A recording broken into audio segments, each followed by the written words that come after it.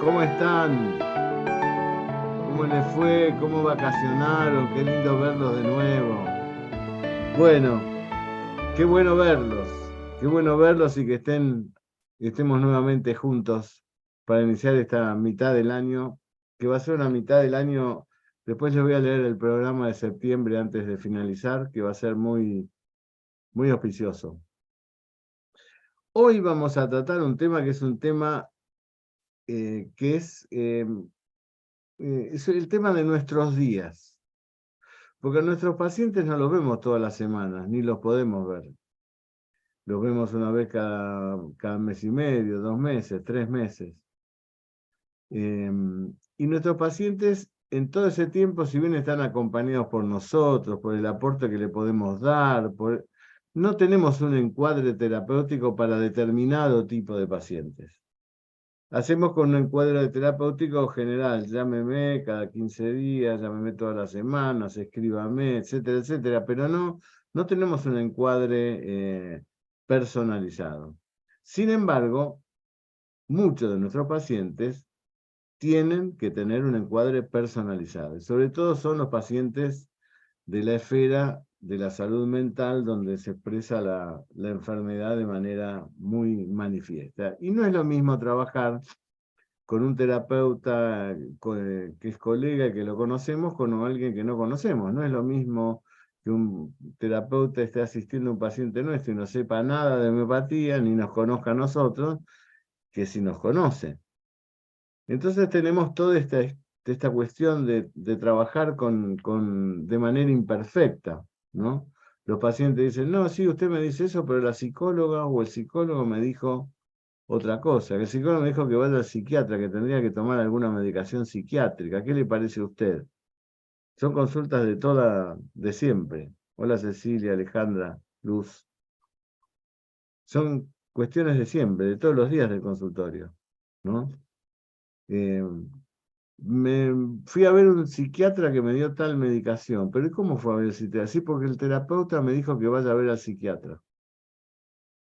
¿Usted le dijo que estaba tratándose conmigo? Sí, pero el terapeuta me mandó. Bueno, esa cuestión hace que nosotros no podamos llevar adelante bien los tratamientos. Así que por eso la volví a convocar a Inés para que ella nos explique cómo es la manera de trabajar de Inés. Inés hace muchísimo, Inés es una homeópata, o sea, hace muchísimos años que trabaja con médicos homeópatas, y es una persona hiper respetuosa, porque a esta altura del partido ella tendría que estar medicando, digamos así, por lo que conoce, por su conocimiento, pero ella es incapaz de hacer eso, ¿no? Es decir, tiene una ética fuera de lo normal, fuera de lo normal. Y bueno, se ha especializado en trabajar sobre estos encuadres terapéuticos, ¿no es cierto? A ver cómo hacemos, cómo acompañamos a ese paciente que está bajo tratamiento homeopático desde el punto de vista de la psicoterapia. Así que bueno, bienvenida como siempre, Inés, y te escuchamos. Gracias a todos por estar nuevamente. Hola, buenas tardes.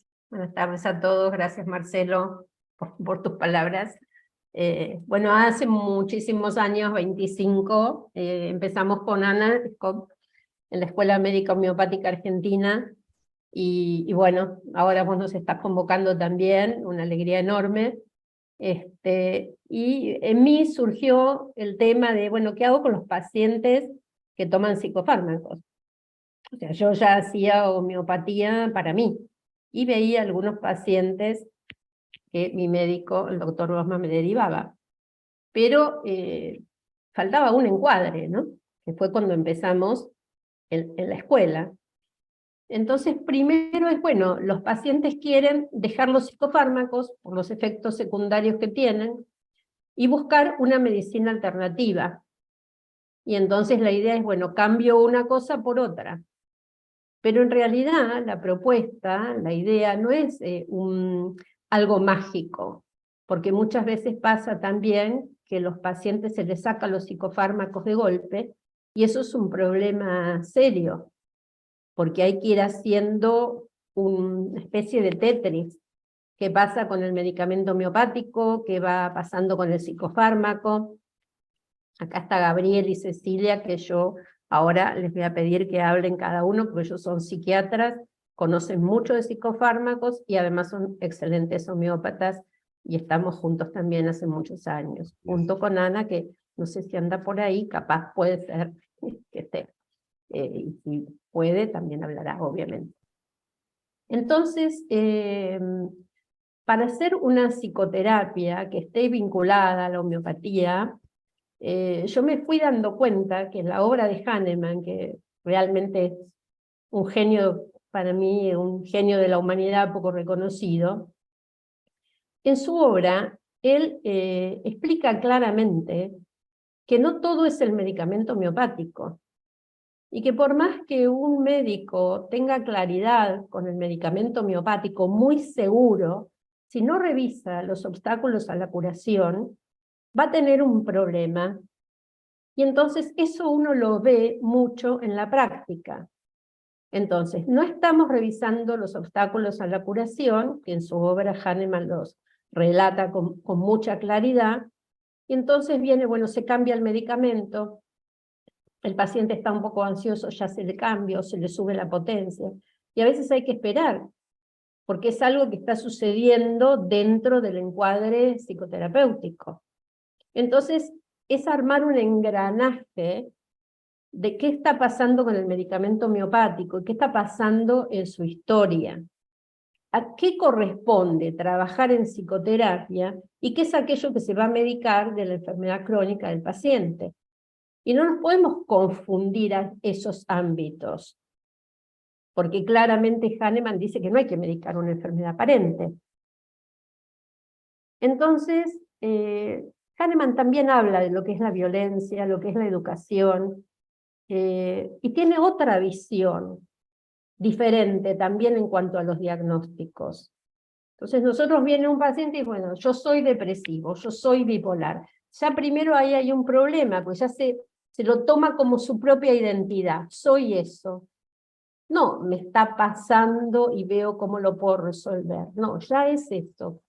Es un paciente bipolar que va a ser así para toda su vida, que no va a tener ninguna posibilidad de pensar algo diferente, que va a tener que tomar esa medicación toda la vida, porque ya se le dio un diagnóstico y ya tiene un sello. Eso tiene mucha fuerza en una persona, que alguien lo marque y le diga, sos esto, ¿no? Entonces ya tenemos ese primer problema, que son los diagnósticos, las etiquetas y los rótulos. Sin embargo, Hahnemann, en el parágrafo 81, habla de la individualidad. Él dice, se puede hablar, por ejemplo, de fiebre, pero el tipo de fiebre individualizado de cada paciente. Y nosotros tenemos que individualizar el tipo de depresión o de ansiedad como es. Entonces, en homeopatía no tendríamos que directamente usar los diagnósticos alopáticos, Claro. porque además el homeópata, para armar la historia biopatográfica, no necesita un diagnóstico alopático, porque lo va a conocer desde otro lado. Así que para mí ese es uno de los grandes ejes a tener en cuenta. Entonces yo como terapeuta tampoco me sirve ese diagnóstico. Entonces tengo que buscar la forma de diagnosticar de otra manera. Yo lo llamé diagnóstico psicológico dinámico. Basado, bueno, en muchas lecturas, obviamente, ¿no? ¿Y qué quiere decir eso? Uno cuando ve a un paciente trae una historia y tiene una estructura. En su afectividad, en su sexualidad, en su estructura cognitiva. Tiene una vida social, está inserto en una sociedad con determinada economía. Por ejemplo, hay muchos cuadros de ansiedad y depresión por todo lo que estamos viviendo, ¿no? Y tiene también un modelo cultural o un modelo religioso que trae de su familia de origen. Entonces, cuando yo armo una estrategia terapéutica, tengo que pensar en ese paciente. No puedo hacer algo que contradiga su forma de ver la vida. Por ejemplo, un paciente que tiene determinada concepción religiosa y que yo le planteé que eso está mal, que es incorrecto, que le genera represión, malestar. Yo tengo que estar metido adentro de esa cultura. Tengo que saber cómo es, cómo son sus rituales, su conocimiento, si lee, si es testigo de Jehová, si lee Kabbalah, o si es budista, o lo tengo que insertar en eso dentro de la dinámica del tratamiento, no lo puedo negar. Entonces hay que cambiar la concepción psicoterapéutica desde el punto de vista del diagnóstico, como te decía, respetando el parágrafo 81, o Kent también dice algo que es muy interesante, ¿no? Que Escritos Menores comenta, si un paciente me pregunta por el diagnóstico, entonces yo le pregunto, ¿usted me ha dicho todo lo que usted tiene? Sí, bueno, ese es su diagnóstico. Me parece así como clarísimo en pocas palabras cómo lo expresa, ¿no? Entonces, bueno, hay muchos puntos a tener en cuenta en una psicoterapia que acompañe la filosofía homeopática. Una es el diagnóstico, por lo tanto hay que hacer un diagnóstico que sea diferente, que sea individualizado, que tenga en cuenta todos estos aspectos, como les comentaba recién. Otra temática que observamos es qué pasa con la supresión.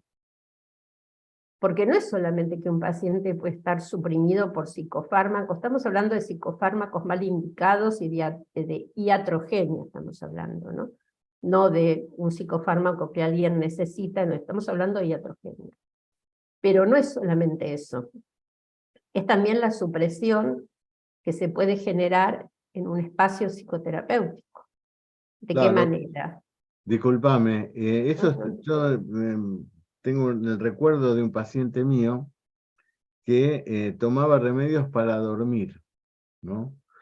Y él quería dejar de tomar esos remedios para dormir. No recuerdo en este momento cuál era el remedio.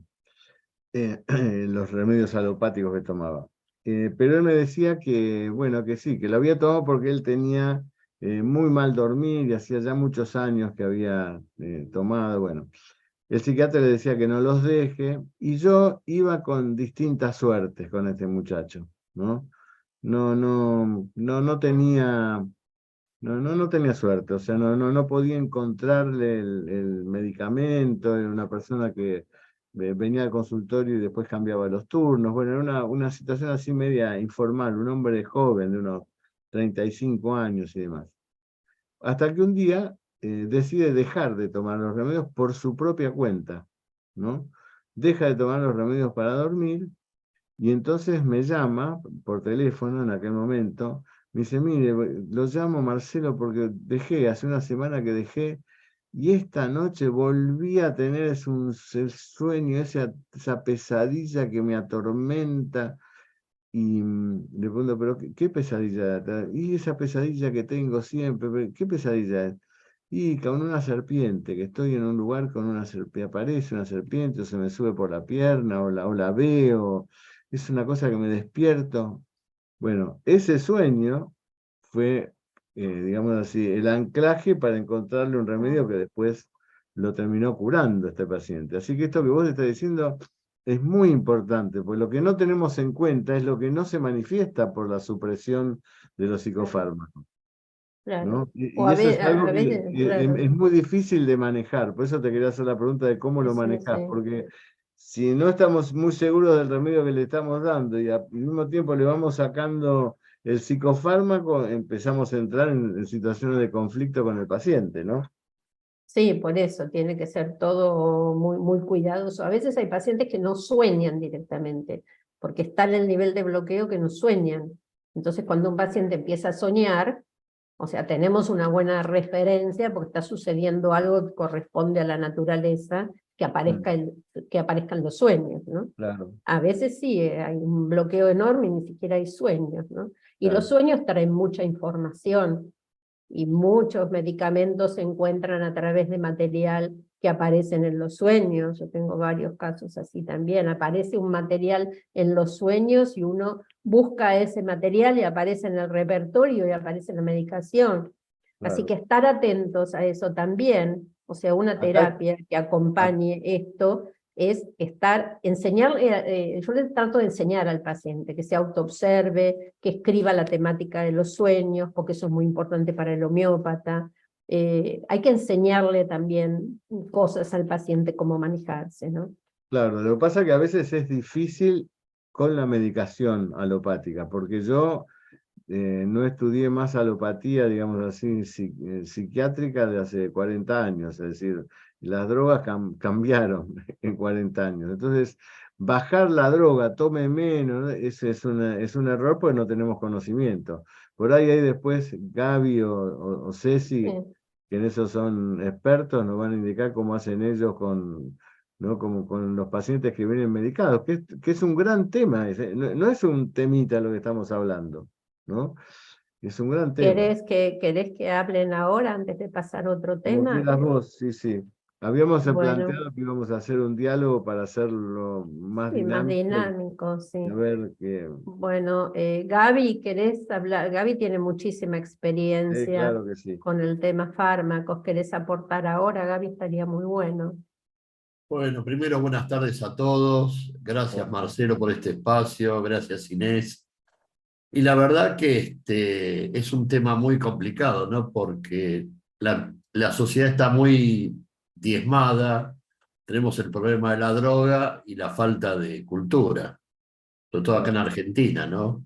Lo que nos está llevando a un callejón medio sin salida. Y la complejidad de los pacientes va en aumento. ¿Por qué? Porque se ha roto la familia y es gente que está sola. Entonces, ¿cómo trabajar con estos pacientes, sobre todo a predominio de síntomas mentales, ¿no? Abarcando de la neurosis a la psicosis? En un paciente psicótico, ¿cómo trabajamos? Por lo general ya vienen medicados. Póngale que está bien medicado, pero el paciente está cansado de tomar tantos psicofármacos a través de su vida, ¿no? Porque aparte pierde funciones básicas de la vida diaria, sobre todo en la parte sexual, en la parte cognitiva, y el paciente quiere otra cosa. Y con la homeopatía tenemos respuesta, pero lo que yo veo a través de los años es que es muy difícil sacar totalmente la medicación alopática, sobre todo en los pacientes con psicosis, no con esquizofrenia, o en los trastornos bipolares. Pero se puede convivir muy bien con las dos medicinas y lograr que a mayor incidencia el remedio homeopático, bajar las dosis de los psicofármacos. Yo hoy tengo en la actualidad, hay algunos pacientes que funcionan con el medicamento homeopático más 2 miligramos de alopidol, que alopáticamente no es nada. Pero si me paso 1 miligramo de alopidol, ya empieza con síntomas extrapiramidales y el paciente está logrando calidad de vida y reinserción en su familia, ¿no? Porque siempre están muy aislados, hipopúblicos, hipoafectivos, y él está logrando unirse a esa familia.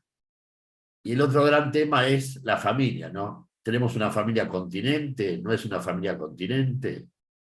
Sobre todo los que lo sufren esto son los que sufren de abandono. Y los abandónicos por lo general caen ¿en dónde? En las adicciones, tanto el alcohol como las drogas psicoactivas. Así que el tema es lindo, es apasionante lo que se nos viene, y acá lo que hay que felicitar es al trabajo que iniciaron Ana e Inés del trabajo en equipo.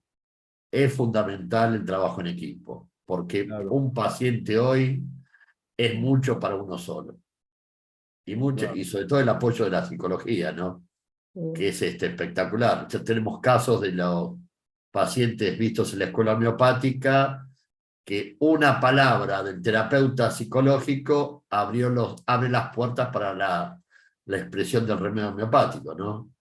La verdad que sorprendido. Así que felicitaciones para Ana, me gustaría que nos esté escuchando, y para Inés que iniciaron este camino. Y gracias Marcelo por este espacio, ¿no? Gracias, Gabriel. El Gracias. doctor Medalga es profesor titular de la Escuela Médica Homeopática Argentina Pasquero, así que es una persona que yo la conozco muchísimo desde sus inicios y siempre ha sido una persona muy estudiosa y tiene algo que tienen pocos, que habla cuando siente que tiene algo que decir, si no calla. y me parece una virtud en este mundo donde hay tanta gente que habla porque tiene la lengua floja, digamos así. Así que te agradezco mucho, Gabriel. No, gracias a vos. Sos los maestros de acá de la escuela, ¿no? Así que Hay un... Perdón, Ceci, me gustaría que complete Ceci ahora, si está por ahí, Cecilia Casabone. a ver que le abran el micrófono, Cecilia Casabone. ¿Le podés dar, Miguel, micrófono, Cecilia? Ahí va. Hola, buenas tardes. Buenas ¿Cómo tardes. estás? Hola. Bien, ¿cómo estás, Marcelo? Hola, Muy Inés. bien. Hola, Gaby. Hola a todos. Bueno, qué bueno poder estar, a pesar de las dificultades que hoy acá entre nevadas y que estuve sin luz y y sin conexión, bueno, pude llegar al consultorio para tener la posibilidad de escuchar y de participar. Y sí, son pacientes complejos. Y el tema de la medicación, cuando vienen pacientes que ya fueron medicados, por ejemplo, o que ya vienen con medicación o que ya conocen historia de medicación y están con un cuadro que otra vez, ¿no? Necesitan volver a tomar un antidepresivo porque están otra vez con ataques de pánico, por ejemplo.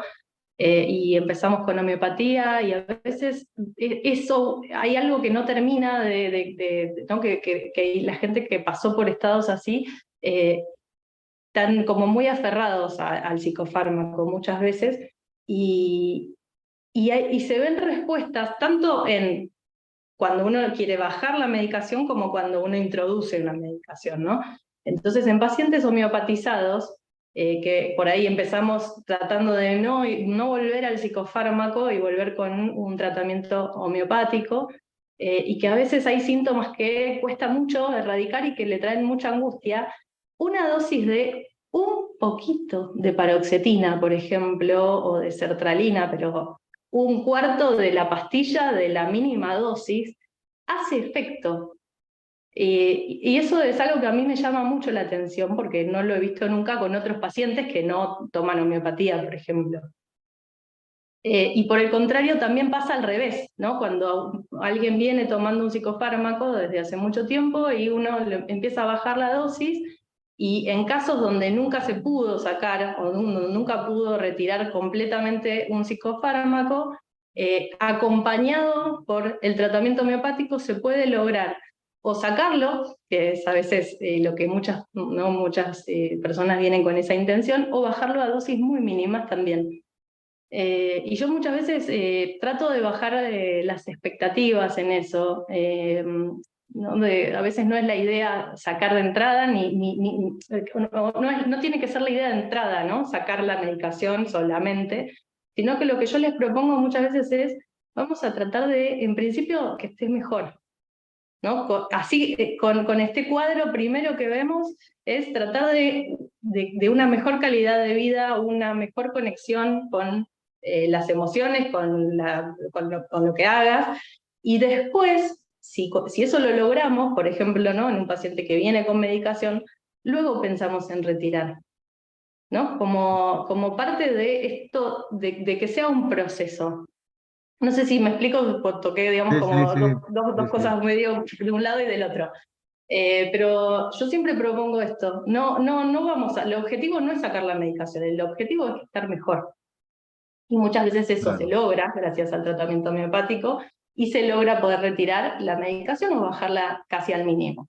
Pero bueno, claro. muchas veces es difícil y depende, obviamente, esto que decía Gaby, ¿no? Que hay pacientes que tienen características de cronicidad, de patologías más difíciles de sostener sin un psicofármaco, y otros que realmente es una lástima que tomen tantos psicofármacos cuando pueden hacer un tratamiento distinto, ¿no? Claro. Y para eso, bueno, es fundamental esto de poder compartir en un equipo donde se conoce del tema, ¿no? Y Claro. poder trabajar con una psicóloga, con un psicólogo que no esté presionando porque tiene miedo que el paciente o está en riesgo, o no tolera la ansiedad del paciente o de la familia, y que entonces por las dudas le damos un psicofármaco para que, bueno, Ese para que esté... es el punto, ¿no?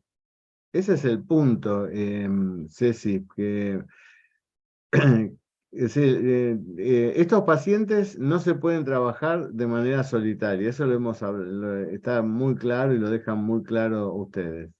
Y tenemos por un lado los pacientes que ya vienen medicados y los que no fueron medicados, ¿no? La homeopatía a veces tiene esos éxitos que uno impensado, ¿no? Yo atendí varias personas con esquizofrenia y curadas con homeopatía, ¿no? Curadas en lo que el paciente logra alcanzar, ¿no?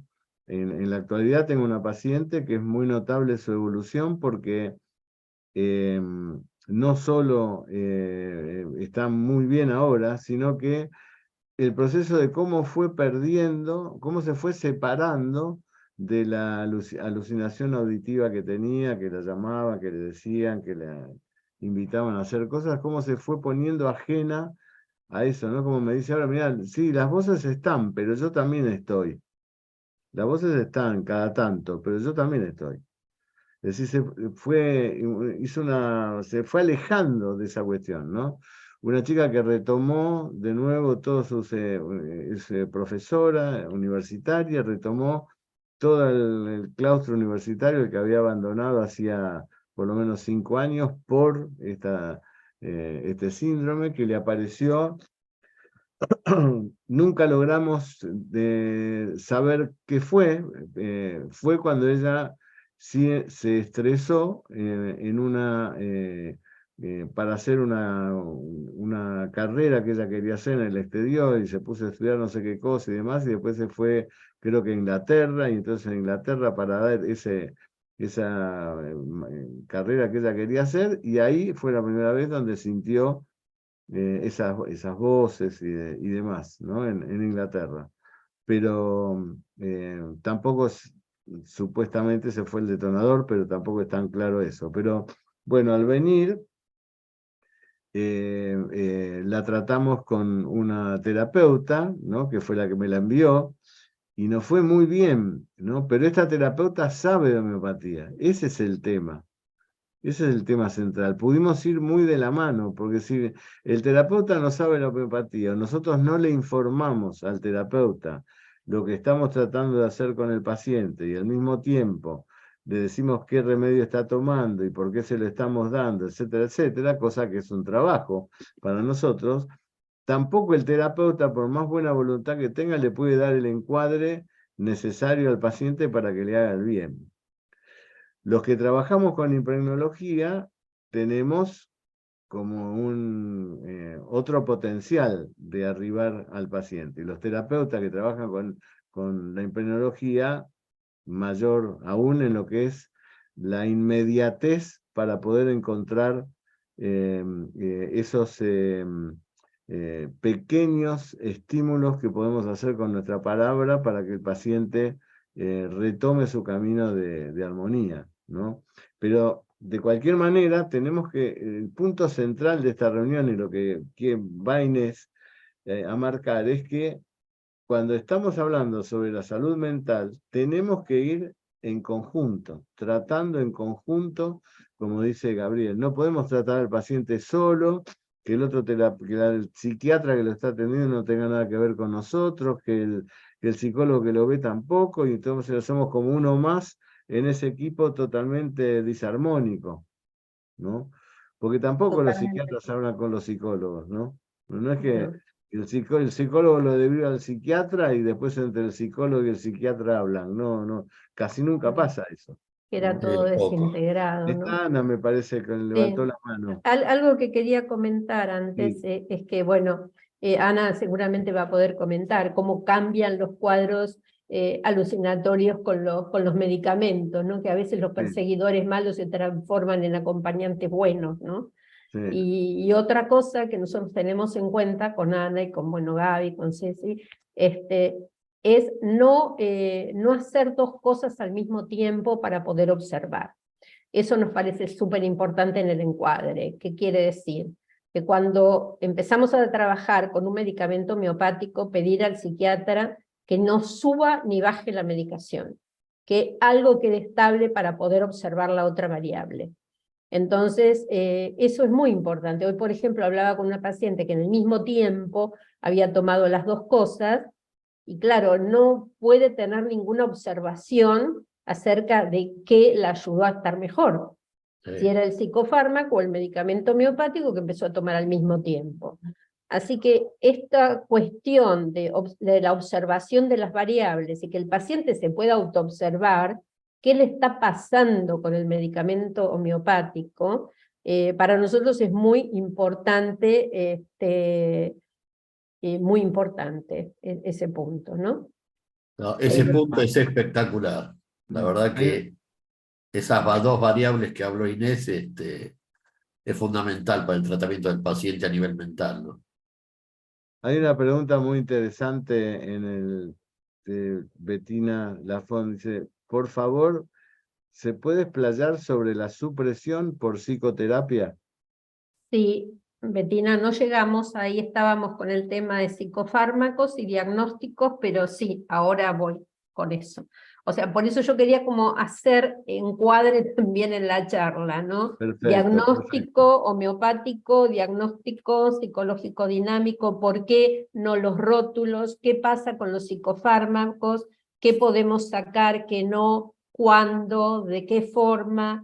Estas variables que hablamos ahora, ¿no? De no hacer todo junto para que el paciente se pueda autoobservar. Y hay que explicarle al paciente también que anote, que se fije, para que le pueda comentar al homeópata. Tenemos que tener claro que los pacientes no saben, nosotros les tenemos que enseñar cómo manejarse con homeopatía. claro. Así que ahora, después que hable Ana, está bien, nos dedicamos a supresión en psicoterapia. ¿Querés hablar, Ana? ¿Querés contarnos algo? Sí, le tenés que habilitar micrófono, Miguel, a Ana.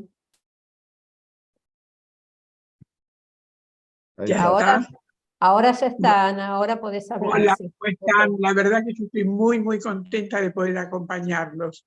Y lo que quería justamente... Estamos más felices que vos de tenerte, Ana. Bueno, gracias, Marcelo, gracias. Lo que quería comentar justamente era algo que fue un aporte de Inés desde el comienzo del trabajo de ella dentro de este grupo, que es el concepto de supresión kahnemaniano aplicado a la psicoterapia. Ahora vos retomaste, Inés, cuando hablaste de que vas a tomar ese tema, pero me parecía súper importante que no quede ligado el concepto de supresión solamente al uso de psicofármacos. Claro. Suprimir significa frenar cualquier expresión a nivel desplegado de lo que es el disturbio energético interno.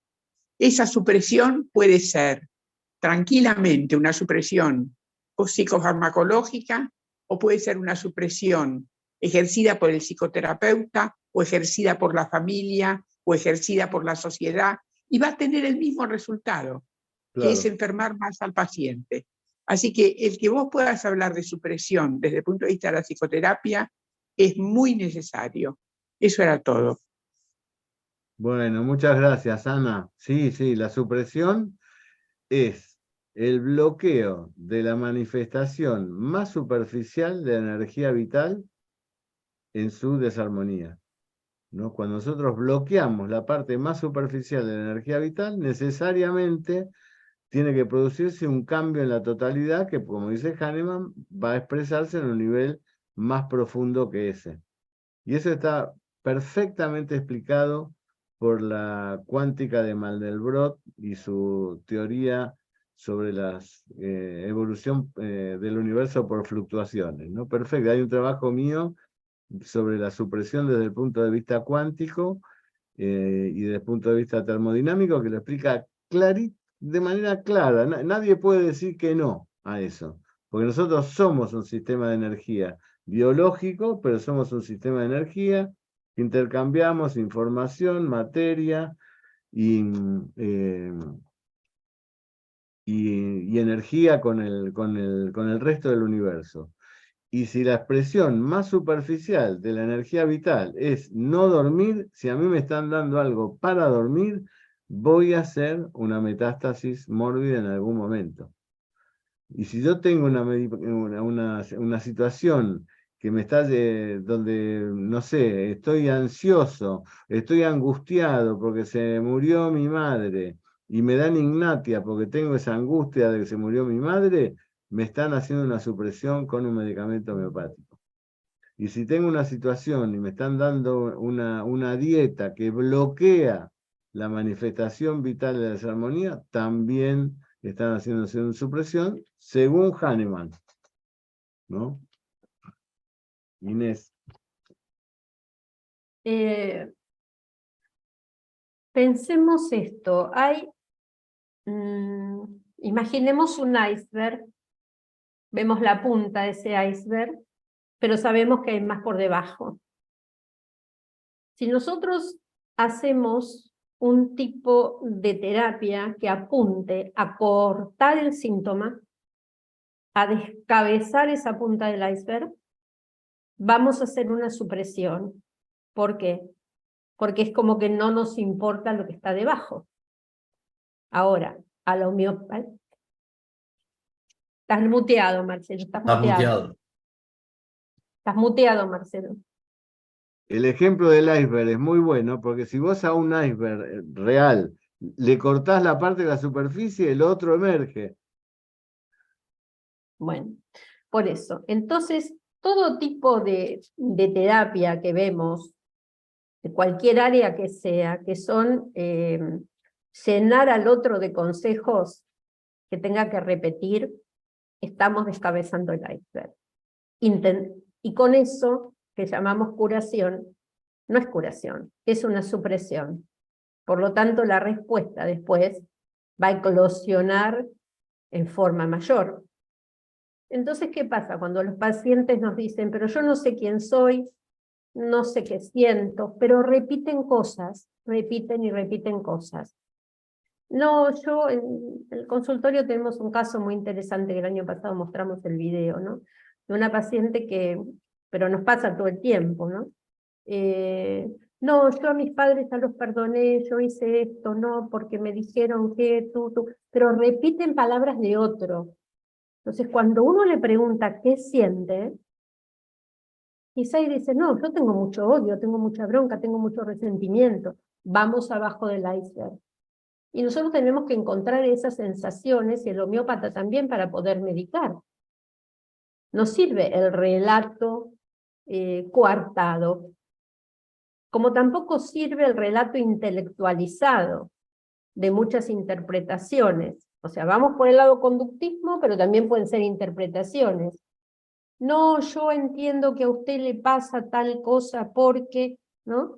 Por ejemplo, una paciente que decía, no, yo tengo mucho dolor en la pierna, y entonces a mí me dijeron que ese dolor en la pierna que tengo, como mi marido se murió de cáncer y le dolía la pierna, y entonces yo me duele la pierna porque estoy identificada con mi marido, y entonces tengo ese problema. Y yo le digo, mira, la verdad no tengo la menor idea yo de todo eso, pero si yo te armo un relato acerca de eso, sí, a vos te pasa esto porque estás identificada con tu marido y por eso te duele la pierna y demás, vos vas a creer que yo sé un montón, pero no sé nada porque te duele la pierna.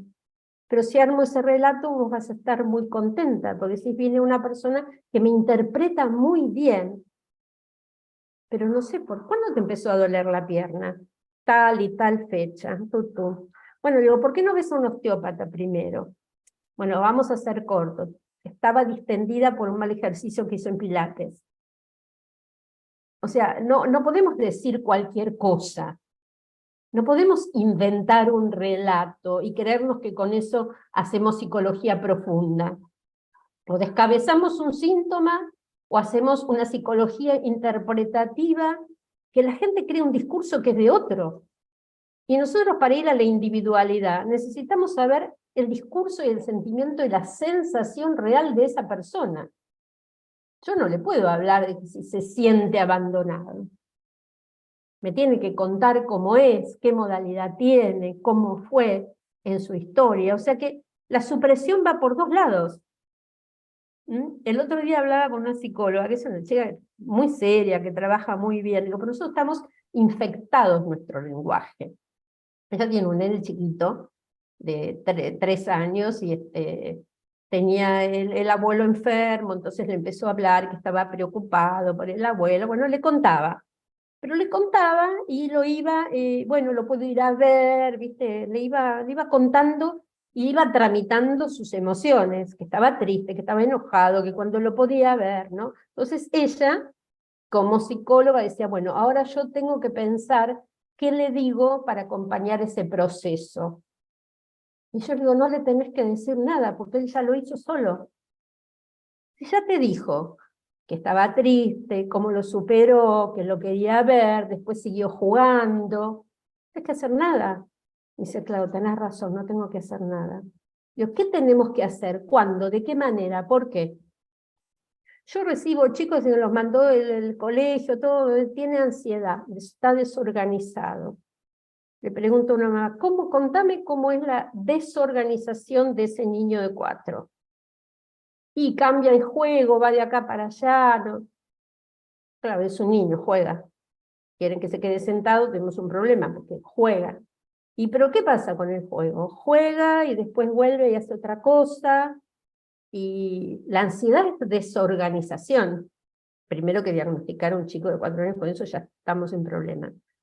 Entonces, no hay nada. El problema del sobrediagnóstico hoy es muy serio. La patologización de la infancia es muy seria. Y entonces ahí nos vamos a otro tema. Hay cuadros de agresión por los cuales los chicos se enferman. Pero no estoy hablando de agresiones, sino de la agresión que está en el sistema educativo. Te premio, te castigo, te saco, te pongo, te llevo, te traigo, sentate ahí, no, o sea, entonces después no pueden, después lo mandan al psiquiatra, al neurólogo, y los chicos ya están medicados a los 6 años, 7 años. Porque tenemos que estar descabezando el iceberg todo el tiempo y poner un modelo único. Eso, por supuesto, es enfermante. Entonces, toda esa patología que se va generando en la infancia después continúa. Entonces, cuando nosotros vemos adultos, ya vienen con la problemática, ya vienen medicados, ya vienen con los ataques de pánico, ya vienen diciendo no sé quién soy. Entonces, el mayor problema de la supresión es, si ponemos así en términos generales, que por supuesto son temáticas muy amplias, grandes, es o intentar descabezar un síntoma, tratando de explicarle a la persona que tenga otra conducta, o dar una interpretación con una explicación que está totalmente separada de lo que la persona siente, que es una implantación del lenguaje de un terapeuta. Eso, además que para un paciente es tremendo, para el homeópata es de una complejidad enorme, porque tiene que además sacar toda esa maleza del discurso implantado de otro para llegar al discurso verdadero del paciente. Así que este es el gran problema de la supresión, es alguien que no puede ni pensar, ni sentir, ¿no? Un padre la otra vez me decía con una adolescente, me dice, pero ¿para qué va a pensar esa? Si yo soy más grande, le digo todo lo que tiene que hacer, me hace caso y ya está. Claro. Bueno, así Es como, así. Entonces tenemos 2 ejes en es educación. mucho Que más es lo simple, que, ¿no ves, Inés? En vez de tanta más vuelta, es simple, mucho sí, más simple eso sí. para educar y listo. Bueno, Quiero, estos son los 2 ejes permitime un que segundo. yo doy, ya te termino, los 2 ejes que yo doy en el taller mío, ¿viste? O vas a un paradigma de obediencia, o es acompañar un crecimiento. Si es Claro. acompañar un crecimiento, tenés que conocer toda esa dinámica de la que hablamos antes, porque es una persona en desarrollo. Si vas Claro. por la obediencia, haces esto, no lo haces, listo, chao. Bueno, eso Claro. es todo supresión que arranca desde ahí, desde Claro. ese modelo educativo. Es Claro. enfermante, obviamente, ¿no? Así es. Y en la terapia también hay modelos enfermantes. Hay psicólogos que dicen, Claro. salen de la señal y dicen a los chicos, bueno, andá y obedece a la maestra. Claro. Hay Así que es una. un eje tremendo la supresión, sí. Esto es muy importante lo que estamos hablando, no es algo más. Es muy fundante lo que está diciendo Inés. Quiero contestar porque es interesante lo que pregunta Raquel.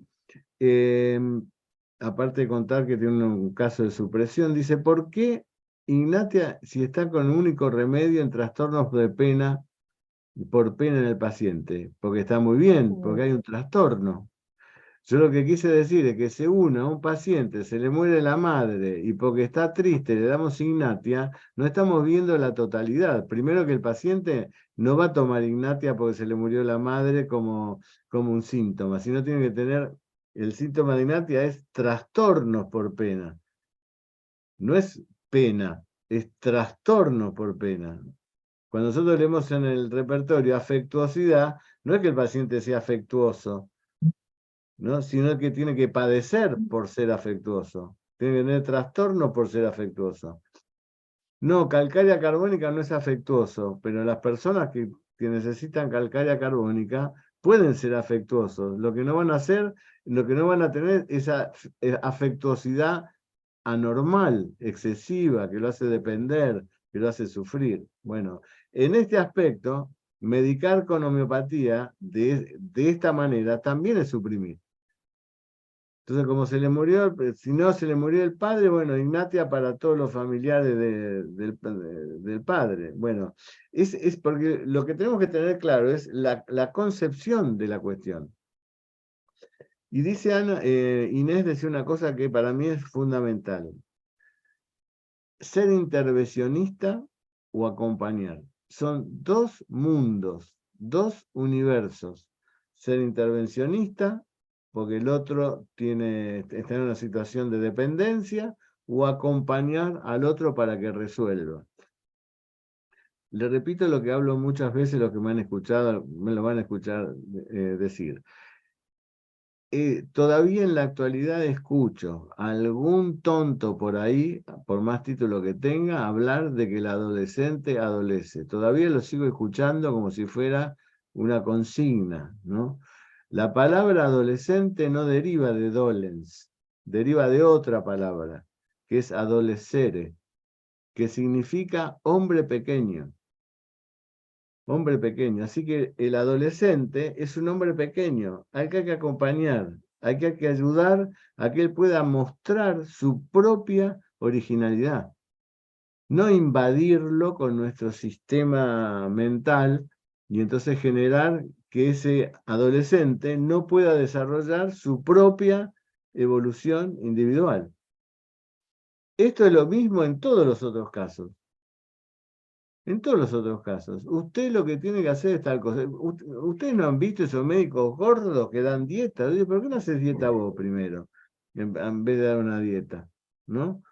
O no, tiene que caminar, y él no camina nunca. O sea, el médico lamentablemente todavía tiene una palabra que es recibida por los pacientes como una especie de palabra sacerdotal, digamos así, ¿no?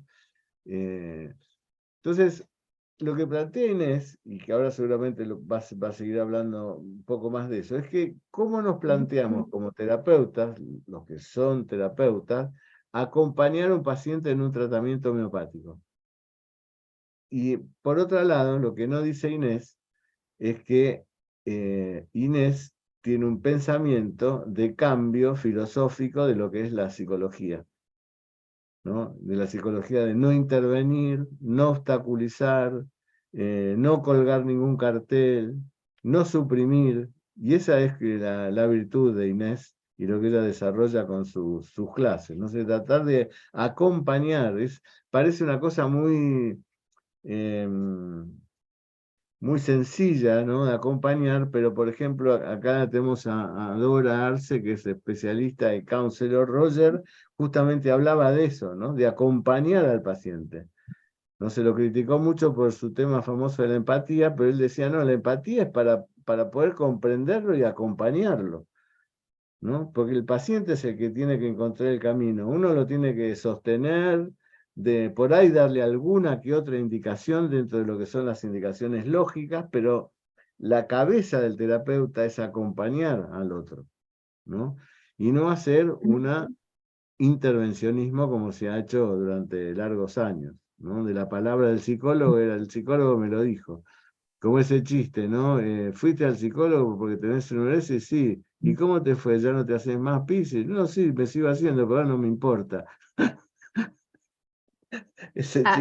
Acá esto que pone Raquel, dice, yo dije trastornos y no simple tristeza, y es muy bueno esto entender, o sea, cómo sería ese trastorno, cómo es la simple tristeza, que hay que medicar, que es algo digno de curar, no crónico, o el pasaje que está teniendo en esa tristeza por el duelo, pero es un buen caso como para decir, cuál sería el punto de vista de la psicoterapia y qué es lo que hay que medicar, inclusive en ese trastorno por tristeza, porque lo tenemos que desmenuzar para entenderlo, ese trastorno Claro, por tristeza, ¿no?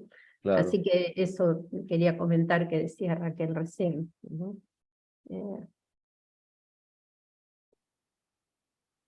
No sé si había una persona que decía iPhone con mano levantada, pero no la veo. No sé, Miguel, vos si lo ves, yo No, no se lo ve. perdí. Se ve Ahí que está David, cambió. el doctor Rosenstein. Ok. Al doctor Rosenstein no lo podemos identificar, pues no está con el nombre de él, entonces no Ah, sabemos qué sí, nombre ya tiene está. cargado. Está por la cara, tenés que identificarlo. ¿Podés? ¿O tenés solo el listado?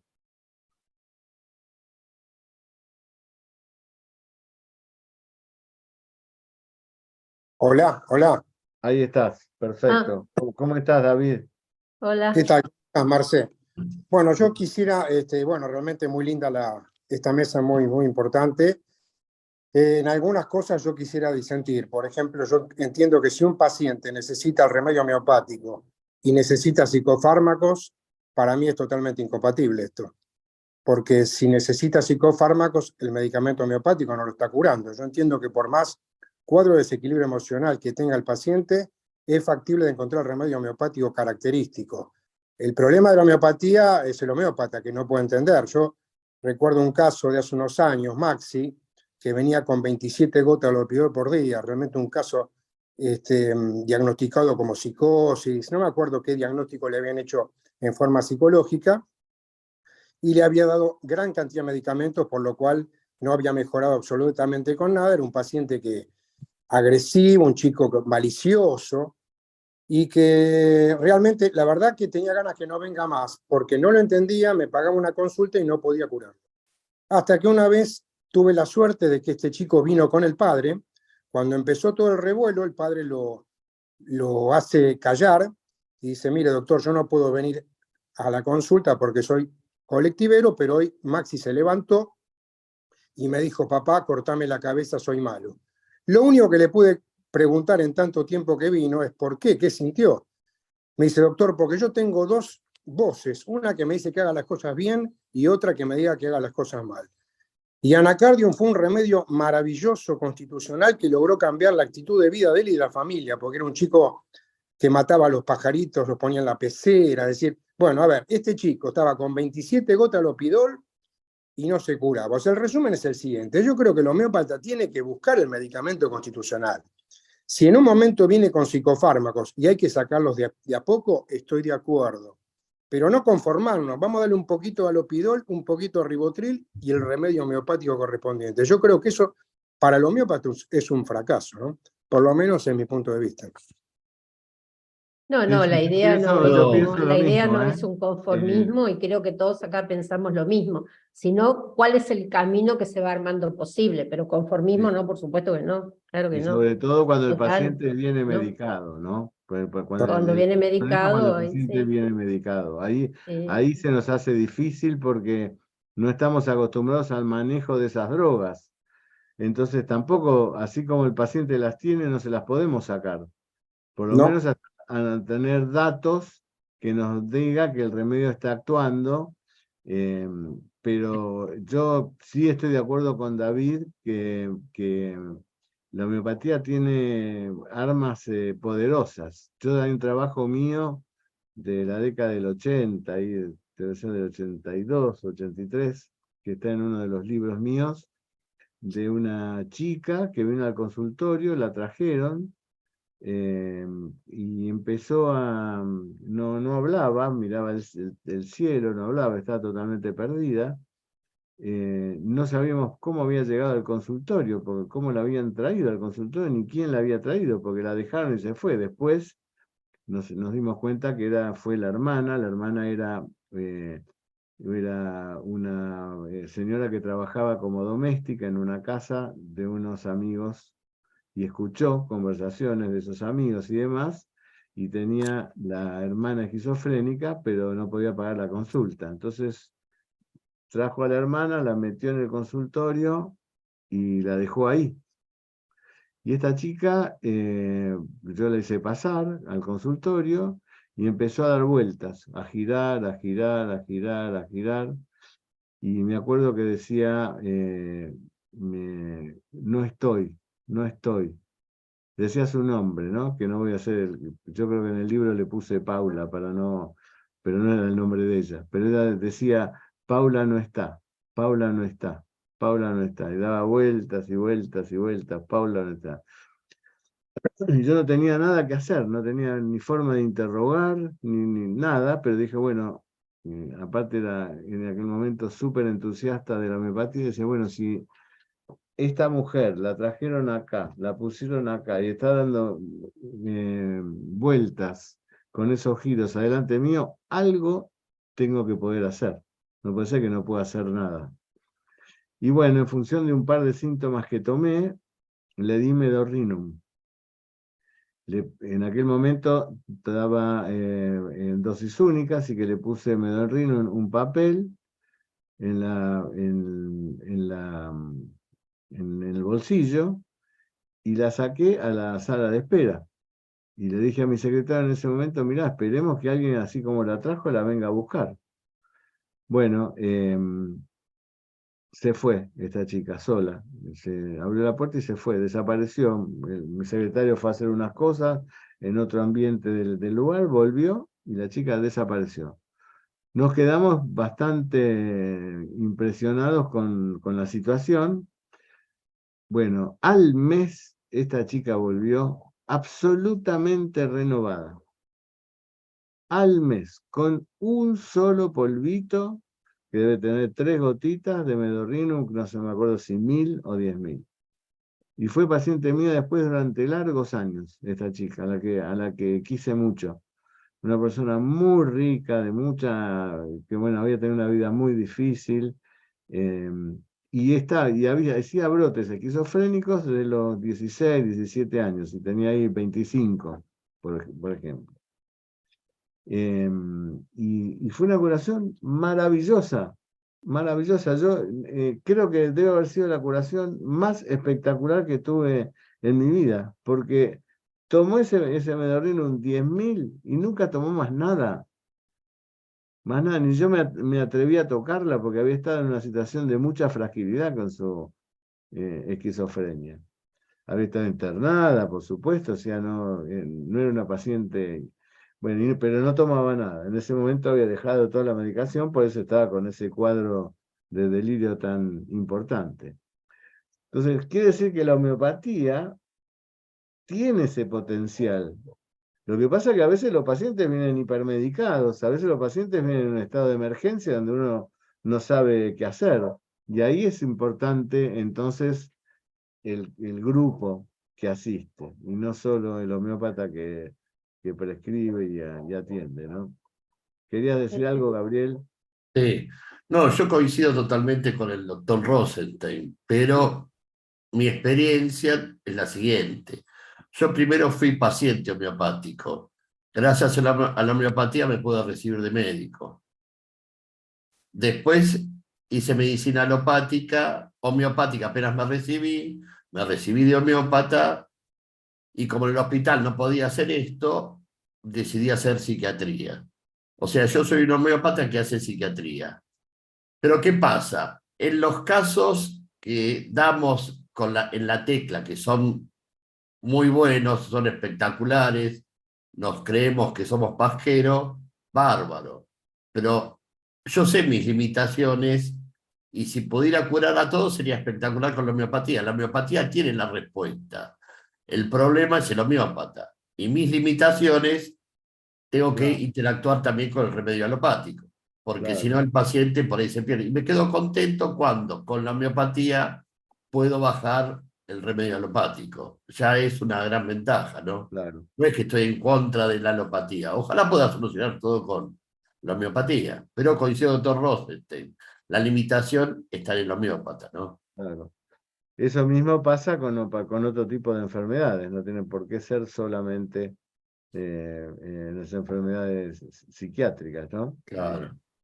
Pero además, Había mientras se va... un gran maestro en argentino, una persona a la que yo aprecié mucho, fue como mi tío, digamos así, que era el doctor Alfonso Massi Lizarde, que decía que la alopatía era una medicina, era una gran medicina complementaria de la homeopatía. Daba Claro, vuelta, se puede, y sí, está daba vuelta bueno. la cosa, ¿no? Y sí, está bien, es así. Alfonso Está decía eso, bien, sí. está bien. Lo que pasa que también, o sea, en esos procesos, ¿no? Que contaba Cecilia, de ir bajando, de ir moviendo, no es resignación de ninguna manera. Y también da espacio y tiempo para buscar un medicamento adecuado si no lo encontramos. A veces Sí, nos pasa también de mucho tiempo y en un momento se encuentra un medicamento adecuado y se saca toda la alopatía y se producen esos cambios sí, sí. espectaculares. A veces no es tan rápido, a veces no se puede. Entonces es esto de ver qué hacemos en cada situación, ¿no? Pero por supuesto que siempre es la homeopatía lo principal y la alopatía Sí, lo complementario, ¿no? sí. Pero hay situaciones de riesgo que también a veces hay que actuar, como en una emergencia. Sí, lo mismo Bueno, ¿qué que pasa? quería decir, que es el diagnóstico clínico. A mí me sirve el diagnóstico clínico. Y te voy a decir en qué aspecto. En el que me da el tiempo terapéutico, mío, el tiempo mío. No es lo mismo que Hahnemann, porque el diagnóstico clínico de la época de Hahnemann era un diagnóstico absolutamente empírico y digamos así, en absoluto científico. O sea, las causas de la enfermedad, que eran lo que él iba en contra de eso, no de no hacer ese tipo de diagnóstico. Ahora, nosotros nos sirve dudar de que este paciente chiquito tiene un síndrome urémico hemolítico y no es una fiebrecita pues de que se la contagió del primo. Nos sirve que tenga un mal asmático y no nos sirve. Toda esa información, la información cuando es... Yo no estoy a favor de... A ver si les puedo decir, toda mi vida luché contra el mesianismo, toda mi vida, en todos los aspectos de la vida, luché contra el mesianismo. ¿Qué digo el mesianismo? El ser poderoso que influye sobre los demás en los designios de toda la comunidad. Toda mi vida estuve en contra de eso, porque avatares hubo pocos, ¿no? Y hubo cientos de hombres que la fueron de avatar, digamos así, y generaron grandes conflictos en lo humano. Entonces, en un tema tan puntual como la medicina, donde nosotros tenemos la responsabilidad de médica del paciente, que es quizás el peso más grande de toda nuestra actividad médica, esa responsabilidad íntima que tenemos respecto del paciente, todo lo que nos llega es información, y la información la tenemos que saber administrar. Saber cómo en este paciente, como dice Inés, nos tenemos que meter con toda su familia, porque el tema está ahí. El tema está en su padre, su madre, la relación con el hermano, etcétera. Y que también están medicados y que no son pacientes nuestros por ahí. O si no, al contrario, el paciente este otro hay que armarle un espacio terapéutico donde lo podamos ayudar a que empiece a visualizar lo que él quiere con el mundo. Entonces ahí no nos interesa meternos con la familia. Es decir, cada caso es absolutamente único, ¿no? Y no Y solamente que vienen medicados con psicofármacos, sino también todo lo que el paciente consume como automedicación, o claro, los pacientes que vienen también que nos ha tocado con complejismo homeopático y obviamente, vienen tomando muchísimos así medicamentos es, homeopáticos del complejismo, que también es así otro es. problema, más los consumos de marihuana, alcohol, cocaína, pastillas. éxtasis y todo lo demás. O sea, tenemos un conjunto de cosas Sí, que el paciente consume y cómo vamos actuando con todo así eso. es. Y lo que son el paciente nos adicciones, y dice, lo y lo que que el nos paciente dice, lo que lo que el puede, lo que paciente no nos puede. dice. El otro día, hace unos meses, una paciente que yo atiendo hace como un año, me dice, lo que nunca le comenté, eh, porque yo tomo unas tinturas, que eso no hay problema, es todo natural. Y le digo, ¿qué tinturas más? No, y tengo acá una, pero eso no, eso me lo dio una persona que me hizo una dieta, qué sé yo, hace un año además. Bueno, y digo, ¿me las podés mandar? Me mandó las tinturas, 25 tinturas madre estaba tomando. 25 tinturas madre. Tinturas madres, cannabis medicinal, que se toma Claro, así por cualquiera, los hongos ahora. claro, Y entonces, ¿cómo hacemos con todas esas interferencias para que, claro. porque la gente dice, cuanto más tomo mejor, porque tomo para este síntoma, para el otro, ¿verdad? O bueno, me duele esto y voy al osteópata, acupuntura, ¿verdad? Entonces, la complejidad que trae cada paciente para que Claro, nosotros podamos actuar. Ese es el claro. punto. Por Así es. supuesto que tenemos la idea y el concepto y el valor y no sabemos muy bien lo que puede la homeopatía. Ahora estamos hablando de la complejidad con que llegan nuestros pacientes, ¿no? Así es. Así que bueno, un poco es eso. Y desde el punto de vista psicoterapéutico, bueno, vuelvo a Así hacer es. hincapié en esta temática de la supresión, dos puntos, ¿no? Que es o descabezar el iceberg o estar Claro, llenando de información a un paciente de interpretaciones que uno supone, pero que lo sacan de sí mismo, ¿no? Eso creo que es una gran interferencia, la supresión. Y todo lo que genera la educación bajo la obediencia, que no se trata ese tema, no, porque está considerado como un valor, pero hay mucho para cuestionar ahí en la educación premio-castigo, porque claro, genera esa supresión también, ¿no? claro. Le quería contestar a Raquel que hay que tratar de no tener un pensamiento lineal en homeopatía. Como me dio un golpe, árnica. Bien. Como dio un golpe en la cabeza, natron sulfúrico. Es un pensamiento no lineal. Porque yo me di un golpe en la cabeza, tengo que ver qué pasó. Yo me di un golpe en el pie y tengo que saber qué pasó. Porque si yo me doy un golpe en la rodilla y tengo los síntomas de árnica y eso forman parte de la totalidad, es decir, no me toques, por favor, tengo calor, rechazo, tengo gran dolor y demás, el remedio es árnica. Pero si me dan un golpe y me pongo a llorar y me angustio y necesito a alguien que me consuele, no es árnica el remedio. No es árnica el remedio, aunque me haya dado un golpe. O sea, nosotros nunca vamos a suprimir si miramos, no nos alejamos del concepto de totalidad, que es el que siempre nos tiene que gobernar nuestra mente. ¿Qué hacemos en un paciente que tiene asma? Pero ¿quién es el que tiene asma?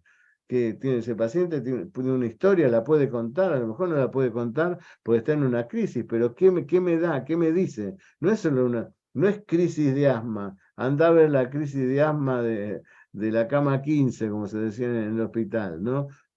No, ¿a quién? ¿Quién es la persona? ¿Cómo la está padeciendo? Eso es homeopatía. No, no, como me dio un golpe en la cabeza, entonces natron sulfúrico. No, no es eso, no es homeopatía. No es homeopatía. Algunos pacientes sí, pero otros pacientes no.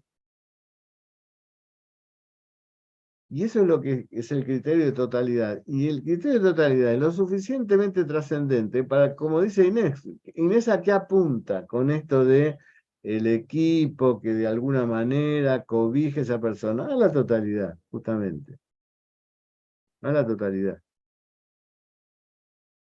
Es también para el paciente y para prevenir el burnout en nosotros como equipo y profesionales. O sea, el equipo sirve para las dos partes, para los pacientes y para contener la ansiedad de los profesionales. que no es que nosotros no nos pasa nada, nos va pasando de todo mientras tenemos estos casos. Claro. Entonces el compartir, el preguntar cómo lo ves vos, de qué manera, cómo te vas sintiendo con esta persona, qué se juega en la transferencia, en la contratransferencia de cada uno. O sea, también es el trabajo en equipo para la prevención del burnout del equipo, ¿no? Por supuesto. Es, Fernando para las dos Villanueva cosas. hace una pregunta muy interesante en el chat. ¿Sirve la homeopatía en síntomas mentales de pacientes con trastornos secundarios a daño cerebral por meningitis, traumas, cirugías o parálisis cerebral? Está buenísima la pregunta, Fernando. Estos síntomas sirven en la totalidad del paciente. O sea, no sirven como síntomas aislados, sirven integrando a la totalidad de lo que vemos. Porque nosotros siempre vamos a medicar desde la totalidad. Claro que sirven, no los podemos dejar de lado. En algunos pacientes van a ser primordiales, en otros pacientes van a ser auxiliares. Pero los síntomas, claro que los vamos a tomar en la totalidad. Cuando yo digo hablo de totalidad, hablo de una totalidad jerarquizada, no en una suma lineal de síntomas. En una totalidad jerarquizada como enseñamos en la universidad y como se enseña también en la escuela Pasquero, ¿no es cierto? Donde los síntomas tienen un orden, un valor, donde son agregados cualitativamente, porque son y algunos de ellos nos permiten ver en la materia médica un remedio que represente a la totalidad del paciente, como dice Hahnemann en el parágrafo 104. Si el arribo es esa sintomatología, la hacemos desde síntomas que surgieron a último momento por un trauma, por una enfermedad psiquiátrica, o son de toda la vida, bueno, eso nos va a dar un panorama jerárquico que nosotros tenemos que observar para ver qué remedio damos. El ejemplo de árnica es bien concreto, ¿no? ¿Golpe árnica? No. Eso lo hacen los cirujanos alópatas con su propio criterio en su marco de entendimiento, ¿no? No. Árnica para los golpes si ese golpe genera en ese paciente una sintomatología general de árnica, visto como una enfermedad traumática que interrumpe la enfermedad crónica del paciente. Entonces el paciente, no fue nada, para, no me toques, no tengo nada. Ese paciente es un paciente de árnica. Yo me pongo a llorar, ay, mirame el dolor que tengo, y a mí seguro que no me tiene que dar árnica. Y es el mismo golpe. Bueno, esto lo podemos llevar a todo. La homeopatía es así, ver con ojos, con otros ojos, ¿no? Y lo que está proponiendo Inés es eso, ¿no es cierto? O sea, lograr un acompañamiento terapéutico.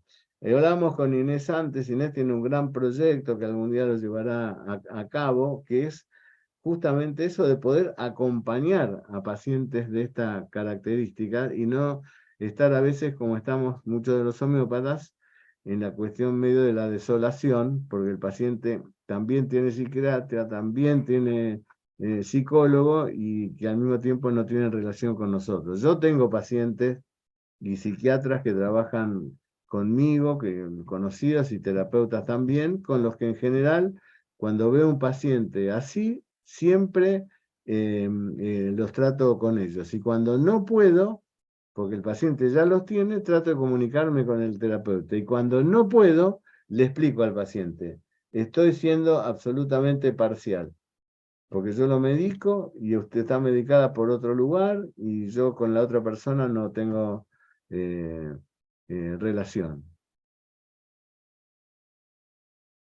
Cecilia Dijo, levantó la mano, Marcelo, Miguel. y después cerrás vos, Inés, con lo que te parezca. Bueno, Ceci. Cecilia. Ay, no sé si se va a escuchar, estoy con la conexión un poquito inestable, pero Te escucho. No, ahora te muteaste. Estás muteada, Ceci. Ahí va. Ahora. ahí, hola. Ahí Ahora Te sí. sí. escuchamos. Bueno, sí, retomando, no sé, me perdí en algunas partecitas porque estuvo mi conexión un poco intermitente, pero retomando esto de lo importante que es el equipo y donde haya un terapeuta que sea, que acompañe este proceso.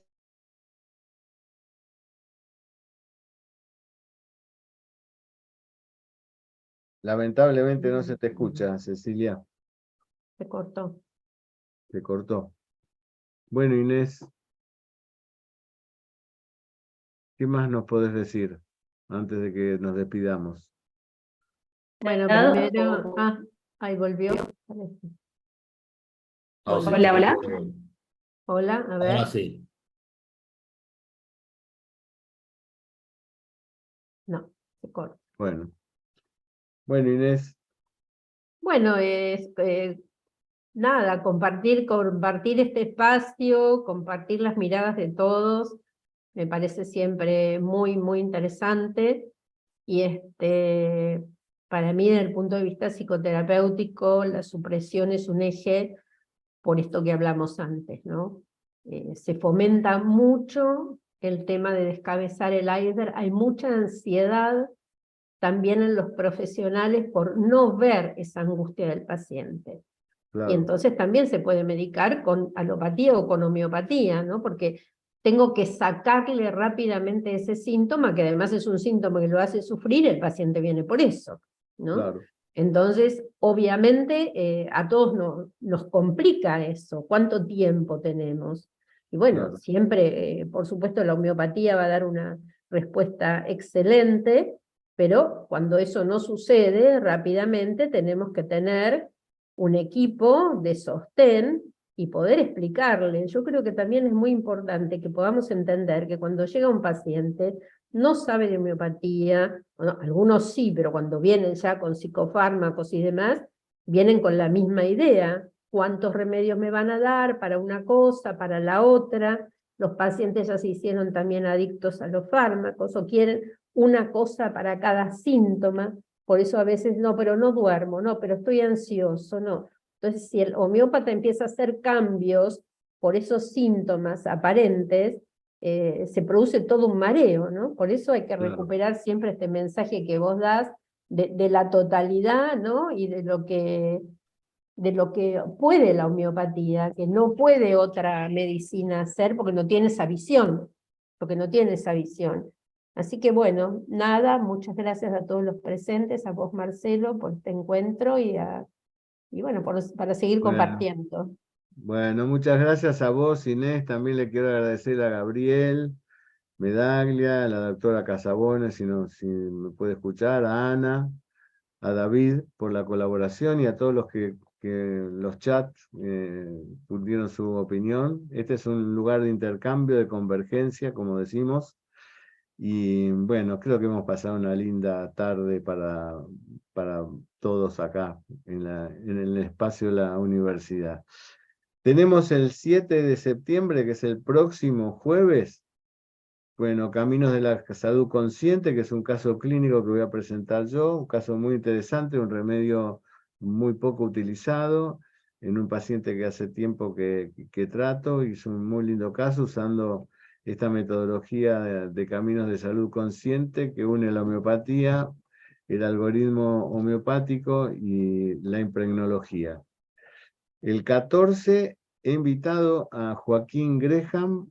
Joaquín Graham es un médico psiquiatra que trabaja en la Fundación Salud, pero él es especialista en psiconeuroendocrinoinmunología, y lo interesante es que el enfoque de la mirada de ellos es una mirada muy parecida a la homeopática, solo que desde el punto de vista doctrinario, ¿no? Y desde el punto de vista de la visión de la totalidad. Y lo interesante es que es una persona que maneja casi toda su terapéutica con meditación. Entonces nos va a hablar de la salud y la enfermedad bajo la mirada de la medicina del estrés, como él la llama, pero tiene esta mirada muy interesante, van a ver, lo van a conocer. Y esto, ¿por qué he convocado a estas personas? por un tema que claramente habló Inés hoy, los obstáculos a la curación. Nosotros no tenemos pacientes libres de obstáculos a la curación. No es que en algunos hay y en otros lo hay. No, hay en todos los pacientes obstáculos a la curación.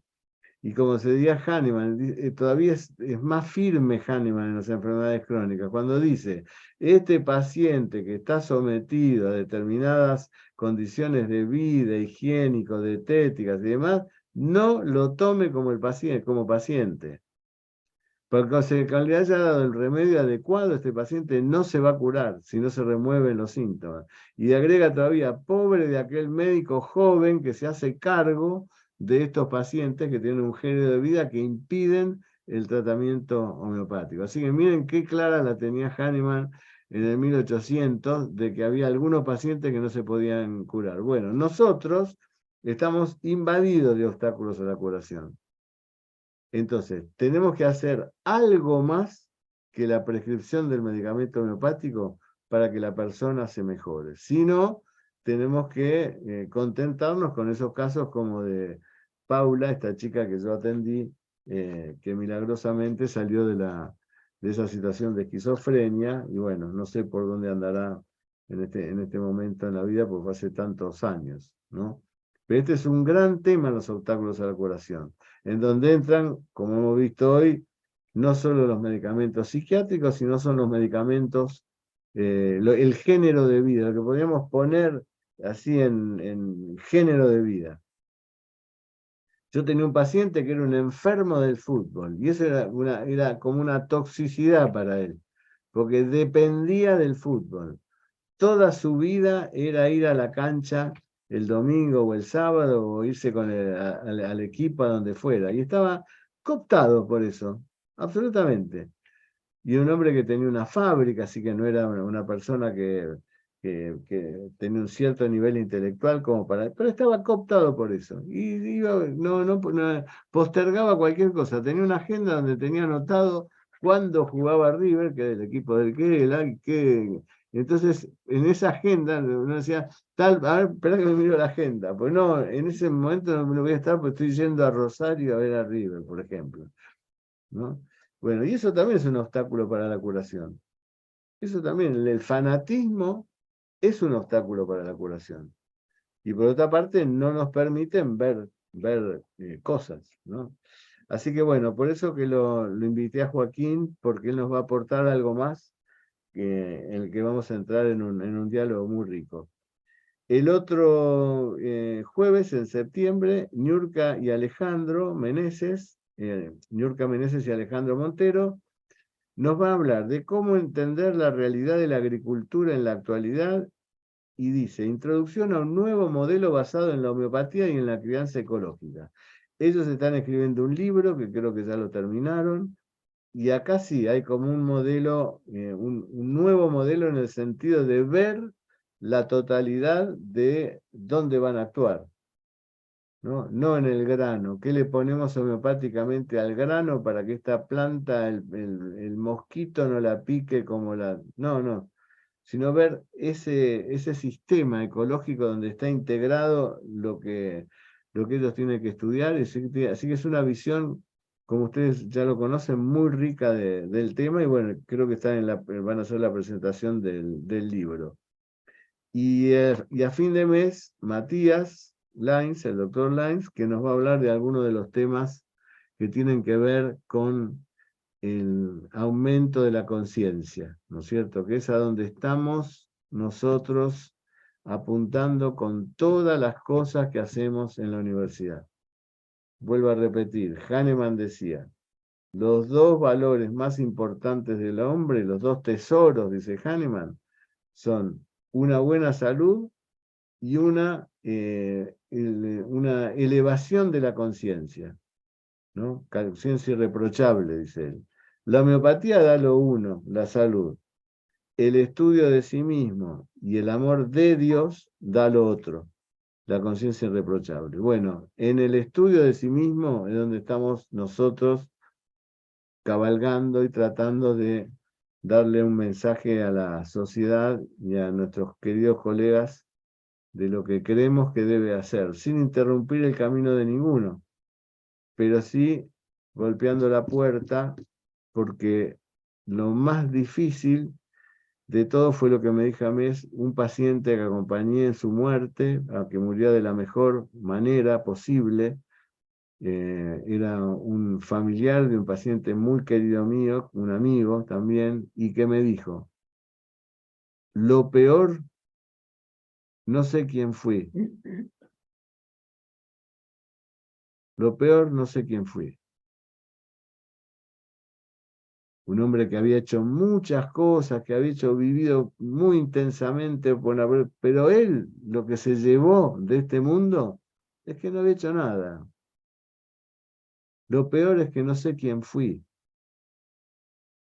Si el hombre no lo ayudamos a que se reencuentre con su grado de significancia en la existencia, lo habremos mejorado con los dolores, qué sé yo, con un mejor bienestar, pero cuando llegue el último momento, no sabe quién fue. No sabe quién fue. Esto es como yo pienso, por lo menos, ¿no? Y ese es el color, digamos así, que le quiero dar a la universidad. Ayudar a las personas a que se encuentren quiénes son. Miren qué simple parece. ¿Quién soy yo? Real, yo. ¿Quién soy yo? ¿Soy mi nombre? ¿Soy mi apellido? ¿Mi profesión? ¿Vine a eso acá realmente? Cuando yo no sabía qué era yo, hasta los 3 o 4 años, por eso que no tengo memoria de ese ser, seguramente tenía relación con el universo y tenía a lo mejor latente un significado de mí mismo que no me acuerdo. Yo me acuerdo como todos hasta los 3, desde los 3, de los 4 años. Pero antes también había sido, también era yo. Y traía algo tenía que, si no somos seres como que no florecemos. Plantas sin flores somos nosotros. Plantas sin flores. Imagínense ustedes en un jardín todos tallos. Las flores no existen. O sea, ¿cuál es nuestro significado? Como decía Inés, esta persona sí tiene un problema, pero y le tapamos el problema. Bueno, ya no siente más lo que le hablan, ya no le de esto, ya no. ¿Y en qué lo estamos ayudando? Que no nos moleste a nosotros también. No, qué suerte, no sabe, mi papá duerme todo el día gracias a eso que le dio el psiquiatra. Como me dijo una vez un paciente que también se estaba muriendo. Por suerte le dio con la morfina que se la cambió así o así, ahora duerme todo el día. Así ese hombre se iba a morir, así, en ese estado de muerte en vida. Pero bueno, los hijos estaban más tranquilos, que eso no tiene dolor. Hay que tener mucho cuidado, porque la vida es corta. Y es una, hasta lo que nosotros sabemos. Y es para algo, que no sabemos para qué es, pero es para algo la vida. Bueno, gracias Inés. Abrazo grande. Nos vemos el jueves que viene. Gracias por estar. Adiós. Gracias a vos, Marcelo. Hasta luego, gracias Adiós. a todos. Un cariño.